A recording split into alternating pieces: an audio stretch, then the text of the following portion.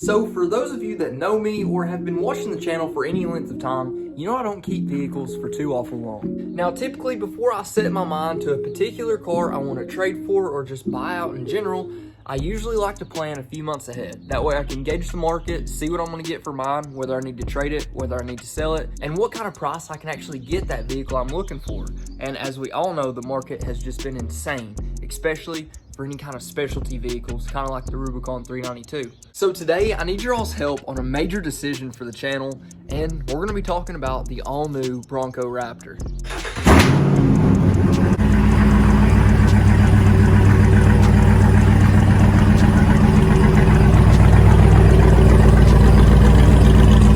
So ever since the Bronco Raptor version has came out, actually even before that, they released a limited edition run with the 5.2 liter, much like the Raptor R like we're seeing now in the 1500s. They had that same motor in a Bronco, and ever since I saw that, I was always kind of like, if they come out with the V8 and the Bronco Raptor, I've got to have one.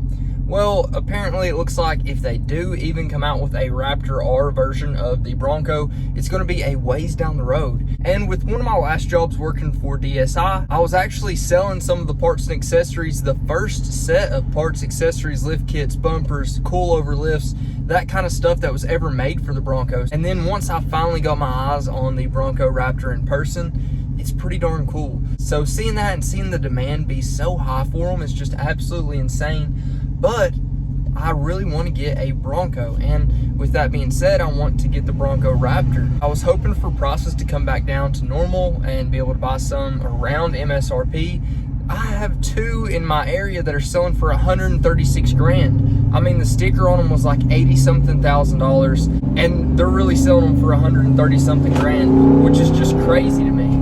So I can't honestly justify paying 130 some thousand dollars for the Bronco Raptor. It just doesn't seem right. Now, of course, having the Rubicon 392, we saw that period where they were going for $100,000 and over as well, but this seems a little bit more intense, a little bit more crazy. So keep in mind, I've got the daily beater that I'm not gonna trade. I couldn't replace that car with a better car for a similar price. We've got the Rubicon 392, which we've had for a while, but it was literally the first one ever ordered. And then we've got the new Grand Cherokee. Now with the Grand Cherokee, the place it holds in terms of the fleet, it's pretty much that car that gets traded every 6 months. So if you guys know me or if you've watched the channel, like I already said, that kind of car gets traded a lot and very often. So it would be easier to trade that vehicle than the 392. But for the price of the Bronco Raptor, they are so expensive, I wouldn't be able to have the Rubicon 392 and the Bronco Raptor, at least not comfortably.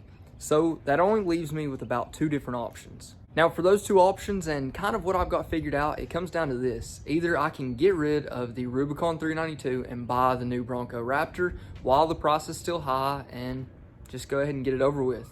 Or I could actually get rid of the Grand Cherokee and get like a Bronco Wild Track with the V6, at least the twin turbocharged V6.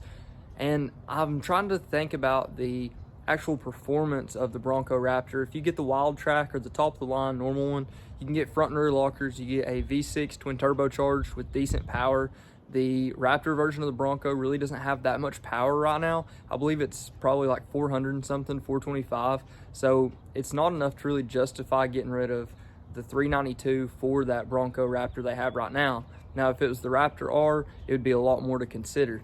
So kind of the thought process I'm going through now is get rid of the Grand Cherokee in a couple months, maybe get a Bronco for a decent price, whether it be new or pre-owned, get a top of the line, 4-door, and kind of deck it out, fix it up, and see what it's really capable of, and still have the 392. So I think that's probably the best option and the option I'm going to try to weigh out right now. But it's just really appealing to get that new hot, cool machine, the new Bronco Raptor. So it's a weird decision to make, but that one, since we trade whatever place that vehicle holds pretty often, I think it makes more sense. And it would just really be hard to get rid of the Rubicon 392, not only with what all we've done to it, but what all we have planned left to do to it. So I just don't want to get rid of it after we've only had it for, a couple years. And for me, that is an extremely long time. But for this specific vehicle, I would love to keep it forever as long as financially I'm able to. So if you guys were picking between, you know, getting rid of the Grand Cherokee or the Rubicon 392, getting the Bronco Raptor or getting a Bronco Wildtrak 4-door, what would you pick? I mean, obviously it's a weird situation, but I want to know your all's opinion, and I want to know what you guys would rather see on the channel. I know you'd want to see the Bronco Raptor more than a normal Bronco, but would you rather see the normal Bronco Wildtrak with the Rubicon 392, or would you rather see a base Rubicon, which is what I would get, a normal 3.6 liter Rubicon to replace the Grand Cherokee, and get the Bronco Raptor? Would you rather see that combination? Obviously, most of you guys are probably going to be Jeep guys, and I would be glad to know that that's true. But obviously, in the off-road space that I'm in, it may be up in the air. So let me know what you guys want to see. I'm excited to see what you actually think. But I'm pretty sure for now, I've got it narrowed down to a base, or not base, but a Wildtrak 4-door Bronco, pretty much loaded out, not the Raptor, and keeping the 392. But if you guys would rather see a just normal Rubicon with the 3.6, obviously we could fix it up like many of the ones I have in the past. Or actually, I take that back. We can't make it as crazy as the ones I have had in the past. We could do like 37s and stuff like that, to where it could still be drivable and it could haul around baby comfortably, safely, all that stuff. And the Raptor or the Bronco would be the same way. So if we get a Wildtrak, probably 37s is about as big as it'll go.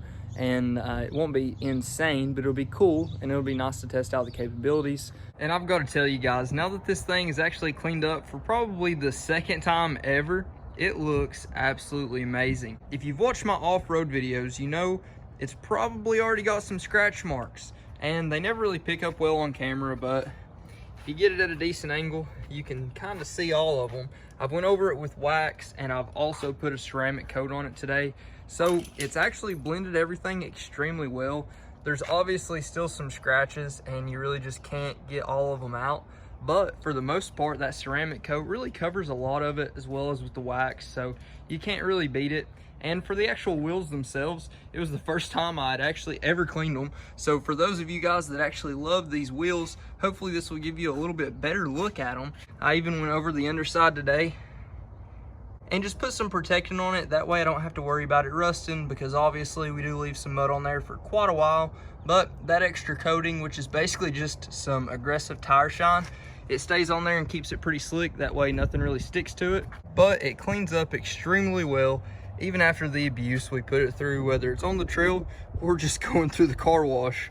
And I've actually got the Camaro cleaned up too, and I've got to say, it doesn't look half bad. Well, it has been an extremely productive day, a day that I really just needed to get a lot of stuff done, and I at least got that accomplished. But I wanted to make this video just so I could tell you guys kind of what I was thinking and my thought process behind the next car, because obviously we trade out pretty quick. But probably for now, the Grand Cherokee's probably going to go, and we're going to get a Wildtrak Bronco sometime this summer, and we'll keep the Rubicon 392. Unless there's just an overwhelming majority of you guys that want to see this thing go, and we'll get the Bronco Raptor and just get a standard Rubicon and fix it up in place of the Grand Cherokee, and then we'll still keep the old beater back here. If you haven't already, don't forget to like, comment, subscribe. Let me know what you think. Let me know what you want to see next. But until next time, Godspeed.